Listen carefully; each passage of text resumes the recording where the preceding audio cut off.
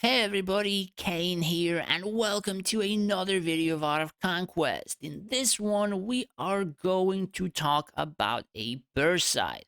So about a month, I guess, by now or so ago, we have talked about how you could be building a stall site.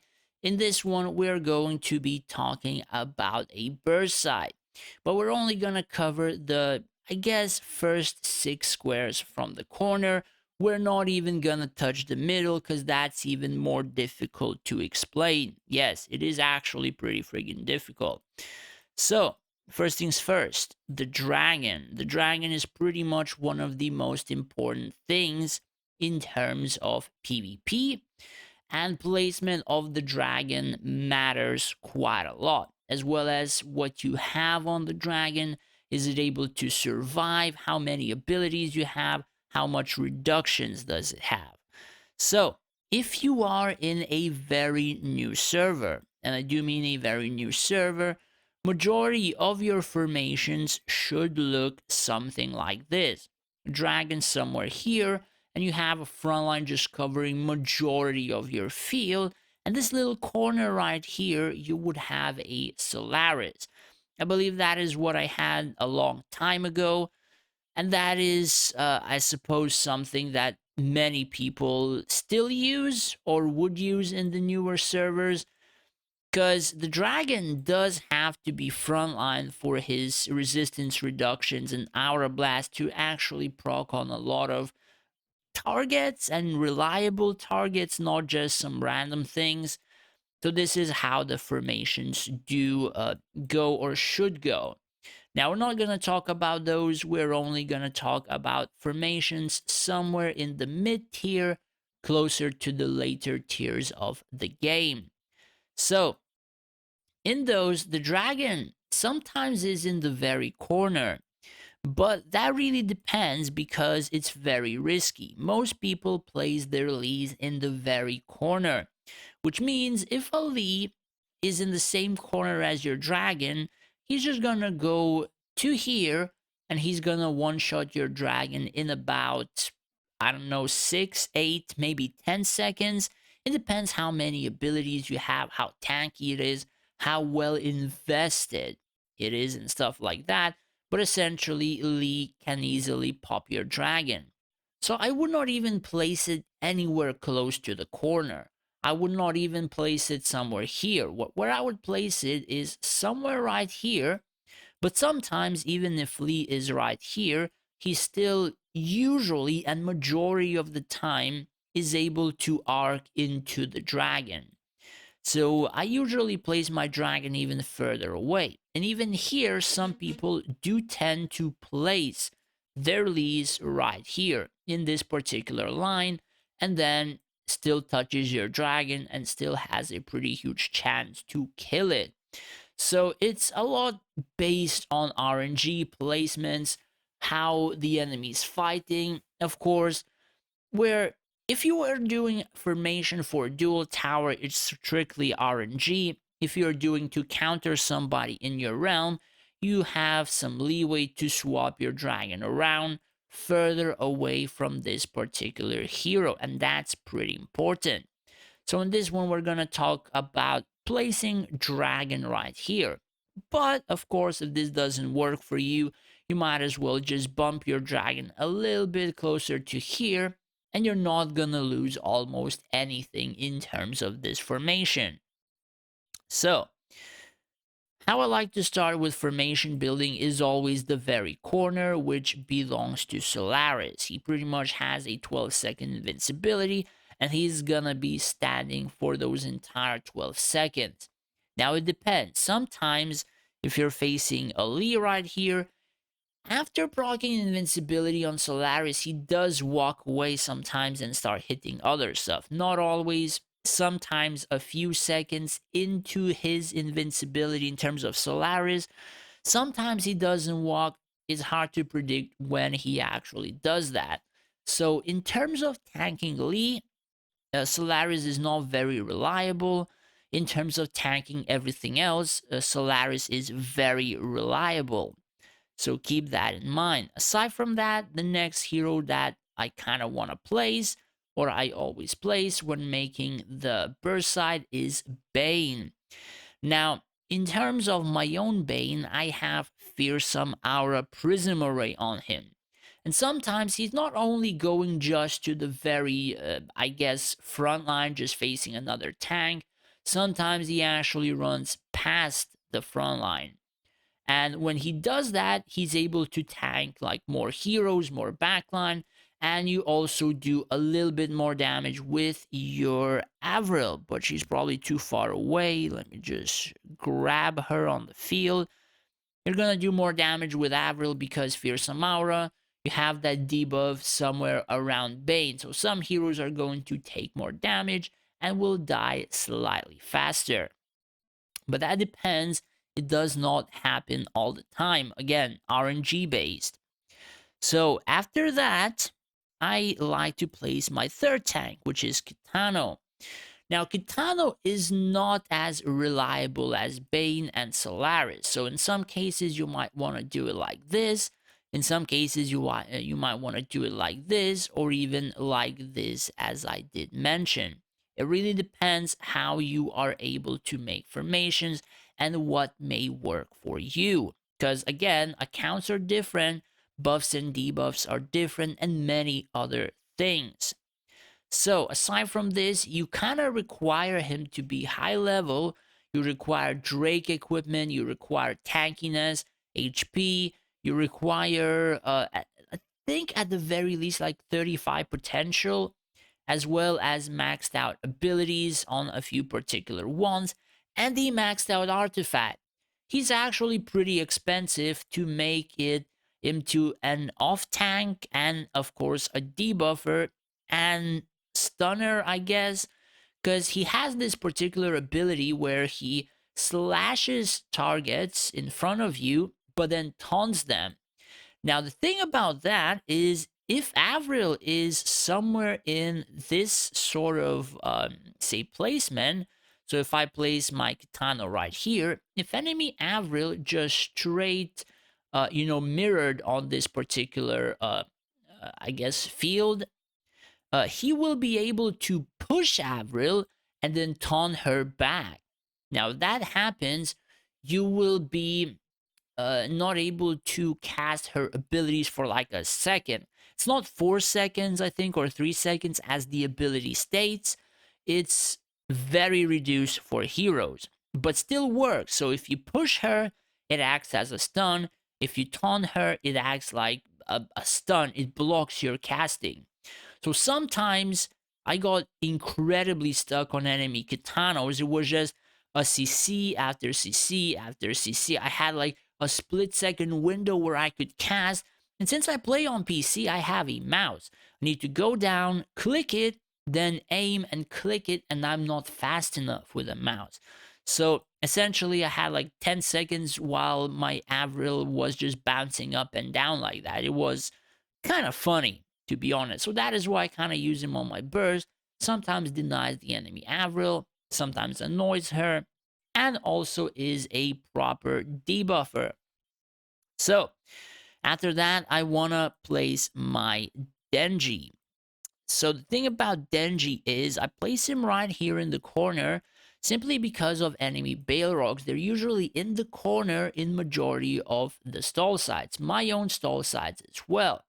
So what happens is then she goes into, I guess, a little bit in front of Solaris while Solaris is tanking, and he's gonna be debuffing that particular Balrog, meaning my heroes will do more damage, especially a hero like Lee. He's going to area damage, proc more stuff on enemy Balrog, we proc his invincibilities, all that kind of stuff, and the faster he dies, the easier the stall side will be able to be cleared. Now, many people place Lee right here, but I never actually had much success in this particular place.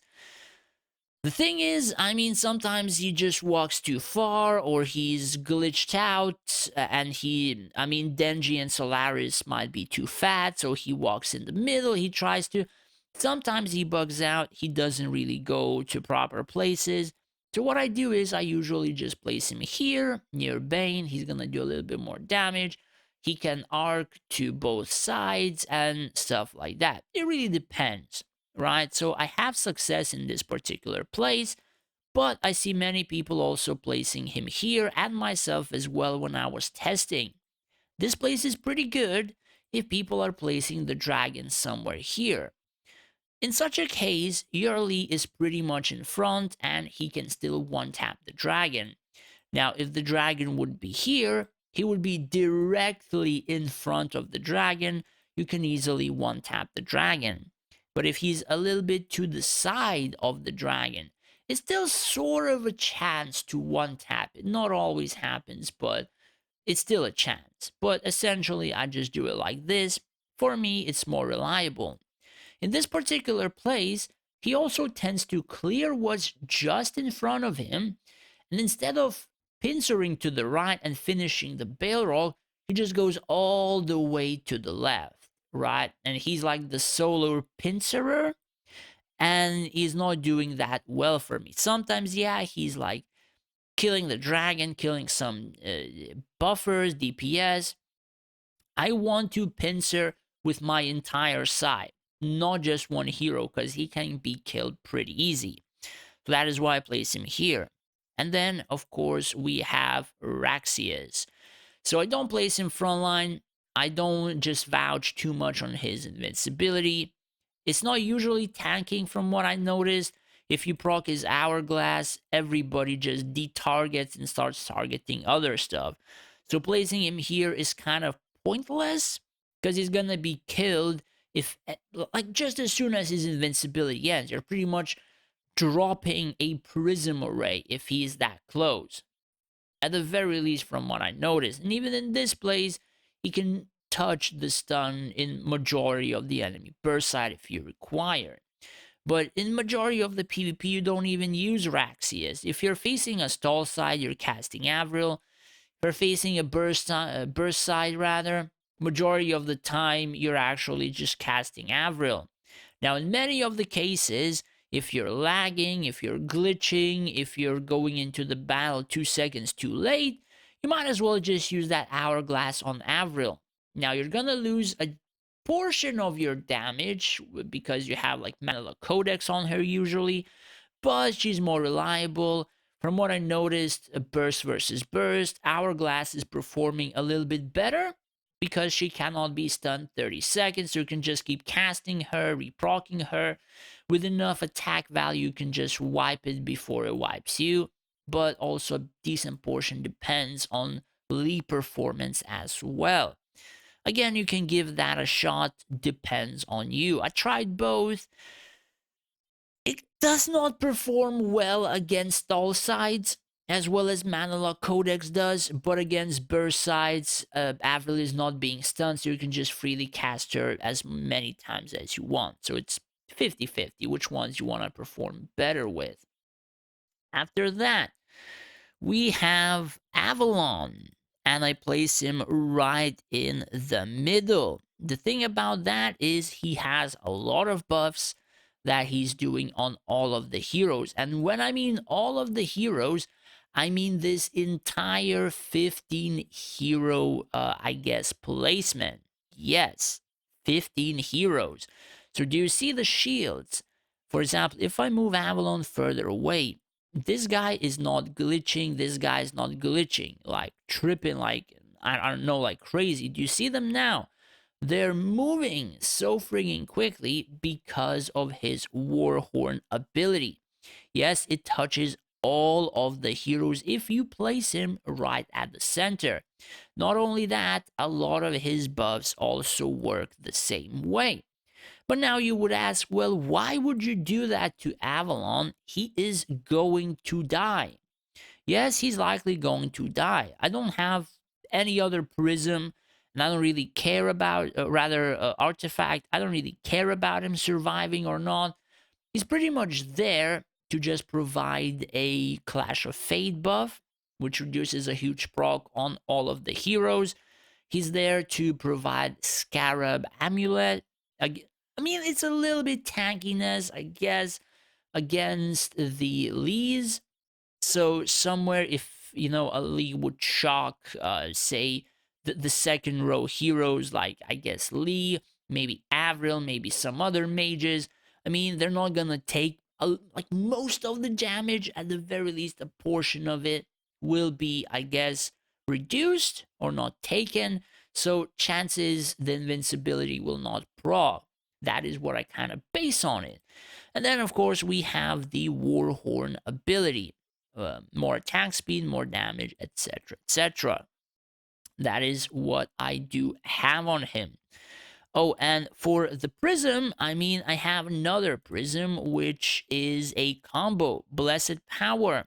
When the hero remains on the field and survives, increases damage and max HP of nearby troop hero units. Meaning all of the 15 heroes on that burst side is going to have this particular percentage buff.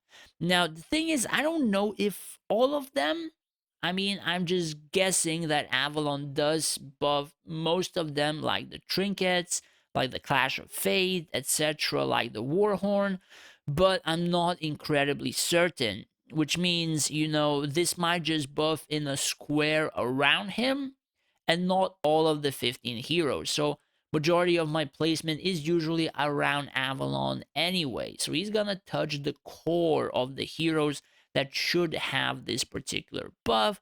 And of course, magic resistance first 15 seconds. So that one we can show for people to understand why I'm actually using Avalon at that position. And yes, he does actually walk to the front line. Sometimes he dies, sometimes he survives the entire battle. So, with that, we have the newest hero, Gladys. Now, the thing about her, many people place her here, and I would agree with you, yes, that might be a pretty decent placement.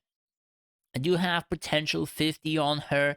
She can buff a lot of heroes with her stuff, but I was also doing potential 50 on her, so eventually I will also do that. Now, the thing about that, the way she throws her spheres, I kind of noticed that she doesn't always place the sphere on the Balrog, which again, I don't give a, I don't want to swear too much, but I don't care if I hit the front line with it. The front line is gonna die. I require those debuffs on enemy Balrog. That is why I place her right here. Now, again, that is only based on my own formation. It might be better for you to, I don't know, place her here, maybe, place her here, maybe here. It depends on your own account, on your own placements, on what you prefer, right? I only really require to clear enemy Balrogs or stall, rather, or place a particular buff somewhere in that corner so stuff does in fact die as quick as possible. Majority of the time I do face stall sides and I clear them pretty quickly. And I do believe she has to do stuff with it because she debuffs magic resistance and with potential 70 debuffs 20% physical resistance, in which case even Lee does more damage. Denji also procs debuffs, etc. I mean, a lot of debuffs going in terms of just one particular corner. The faster you clear it, the faster you pincer. So, after that, I was kind of experimenting and not only placing the, I guess, DPS on it. Now, if I place my Theadrin right here, in majority of the time, my Theadrin is not being procced if I do burst versus burst. And that is bad, because she actually has a pretty huge shield. So I do place her right here. She's walking forward, and she's gonna be procced regardless, so my burst side will be a tiny bit more tanky. So I sacrifice a little bit more concentrated DPS for a little bit more survivability. And then what I do is I place Basric. My Basric has Sacred Wings. Now, the thing about Sacred Wings is if I would place Lee right here, he would also get Sacred Wings. But The thing about that is I want heroes like these to survive a little bit more, as well as the heroes that I place in the backline itself. These heroes are already somewhat innately tanky, so that is why I kind of chose that particular place. And why I don't really put it on, I guess, Avalon is because Bazrik has like double the amount of HP, so essentially a little bit higher shield. And after that, we have a few particular heroes like Valerie. I liked her placed somewhere right here, so she would just go forward. She's blasting in a radius like this. And then we have the very corner, which is Tisiphone and Ophidia. So I place Ophidia right here. And where is Tisiphone? Kind of, I'm all out of energy. And my Tisiphone is right here. Now, some people place it right here. The thing about this placement of Tisiphone is that usually she's not attacking the targets in front of her. Usually she just walks slightly forward and she's targeting sideways. And that is why I don't like her when she is in this place. Sometimes she can be literally left behind by the enemy while the enemy is pincering, and she can solo clear majority of the enemy burst side. Yes, so in such a case, that's good. But I want her to do damage in terms of this particular side. We want to clear the side as quick as possible and not just damage random stuff sideways. So I move her one square further, and then she is targeting majority of the things in the front line in front of her. So that is why I placed that. And after that, we have Hopnia. So I was testing quite a lot of the times in burst side, back to the stall side, back to the burst side, back to the stall side. And in the end, I found that she's actually performing better in terms of the burst side. Now we're going to have to talk about her abilities as well. But let's go down through the abilities and what they grant in terms of the burst side. So this has stun, a couple of stuns rather, has debuffs that will increase your damage. Bane is a huge tank, also has fearsome aura, increased damage taken on enemy. Solaris, huge tank in the corner, debuff, huge damage and debuff, debuff or buff depending how you use it. Huge damage and debuff from Ether, I guess, depends how you look at it. Huge survivability buffs, etc. Debuff and buff, again, depends how you look at it. Huge damage and debuff. Well, not huge damage, subpar damage and debuff. Debuff and buff with Sacred Wings. Survivability and utility. Debuff does not provide damage, but she has a pretty decent amount of debuffs. Debuff, no, I don't think she has utility. I think the shields. I think she has a stun and also a debuff. So two things that's good on her. So we have a pretty decent, I guess, burst side with all of the abilities. Now, to the side, I can tell you I place Arian right here, and he is still being buffed by Avalon. So we can move Avalon right here, and you can see even he is being buffed by Avalon. Yes, that's crazy. So you have about, what, 15 additional heroes being buffed by Avalon. And even Avalon is buffing this particular hero if you would place it. And in this particular position, I do place my Sizo. So I have this sort of a burst side. Now, this place is not being buffed. So we have all of these heroes. All of these heroes being buffed by Avalon with his Clash of Fate, with his Scarab, with his Avalon Warhorn. Now, again, I don't know in particular if he does that or is just a bug in terms of the effects. I pretty much assume that because all of these effects are actually proccing on all of the heroes, that they do actually work.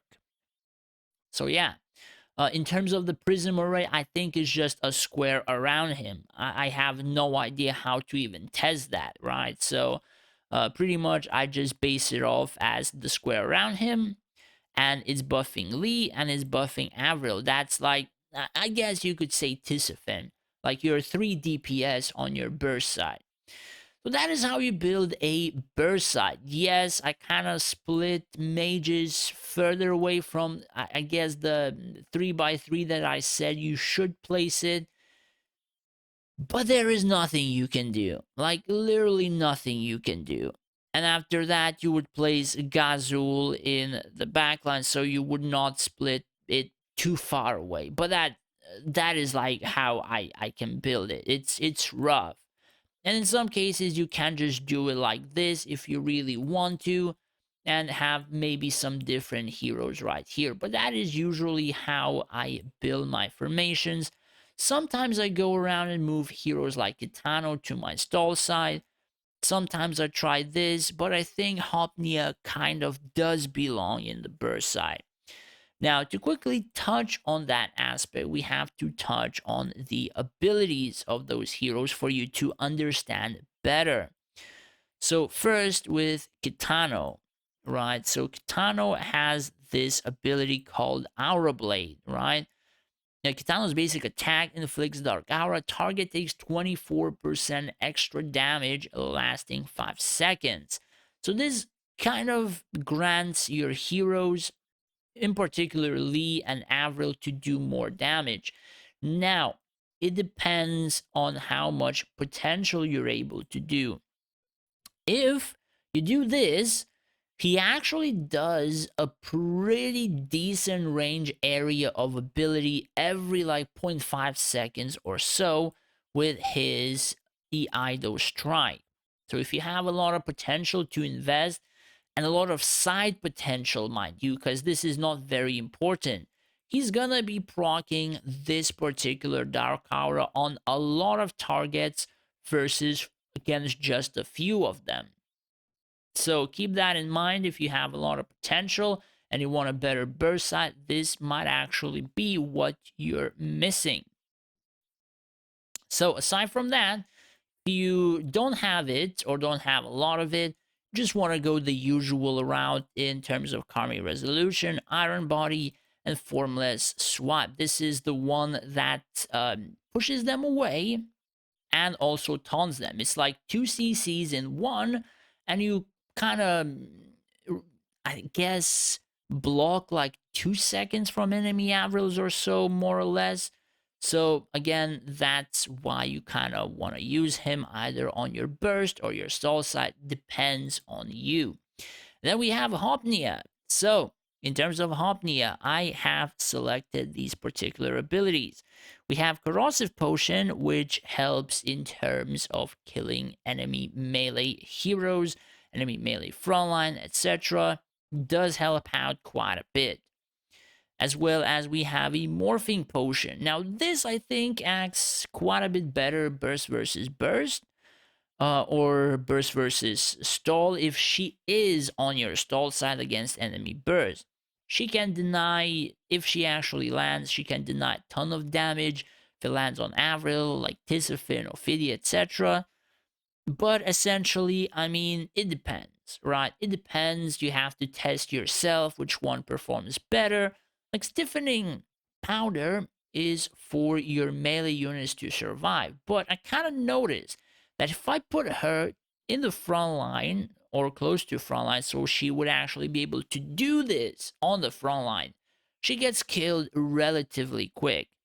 So you don't want to place her too close, but then if you don't place her too close, this is kind of pointless or almost pointless. So it depends, and I don't really use archers, so I don't need these abilities. Yes, they might, upgrade the potion, all that kind of stuff. I mean, I can just do this. I guess it doesn't matter. But yeah, that is what I kind of chose. I was waiting for an additional level for this particular one, but I guess I'm just gonna have to upgrade research. But yeah, this is how I go about it. potential 50, of course, you want the corrosive potion. But yeah, a lot of variety, a lot of, say, difference in terms of burst versus burst. Really depends how much potential you can afford.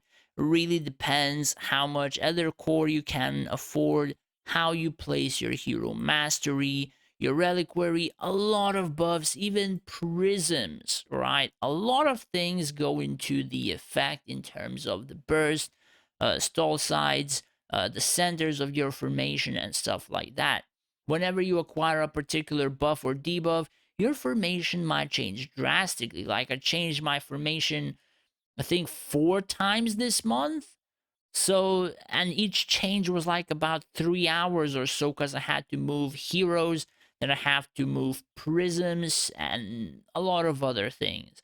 So, hopefully, this was useful to you. If it was, do hit that subscribe button. It would really help me out a lot. Well, as if you would wish to support me more than just watching my videos, I have made a Patreon page where you would be able to do just that. In return, I would be able to help you out more individually in terms of formations, PvP events, and stuff like that. As well as I would like to thank all of my patrons for the support. I really, really appreciate it for your subscriptions. Thank you guys so much. Thanks for watching. Take care and stay safe out there.